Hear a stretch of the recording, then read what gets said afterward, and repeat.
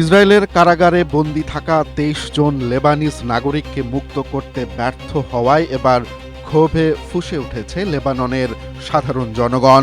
তারা দেশটির প্রেসিডেন্ট সহ বৈরুত সরকারের উপর চরম ক্ষোভ প্রকাশ করেছেন। গত ১৫ মাস ধরে সরকারের পক্ষ থেকে তেমন কোনো কার্যকর পদক্ষেপ না দেখে রাস্তায় নামতে বাধ্য হয়েছেন ভুক্তভোগীদের স্বজনরা।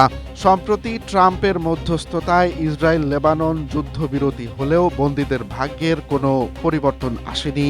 লুলু হামুদ নামের এক ভুক্তভোগী জানান, ২০২৫ সালের জানুয়ারিতে তার ভাই দক্ষিণ লেবাননে ফেরার পথে ইসরায়েলের হাতে আটক হন। স্ট্রবেরি সুপার ডটেড ও ক্লাসিক ভ্যারিয়েন্ট সেন্সেশন জাগুক শিহরণ।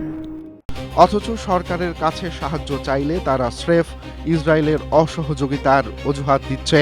প্রচারকর্মী হুসেইন শাবান মনে করেন, ইসরায়েল এই বন্দীদের দর কষাকষির মাধ্যম হিসেবে ব্যবহার করছে, আর লেবানন সরকার তাদের আইনি সুরক্ষা দিতে ব্যর্থ হয়েছে।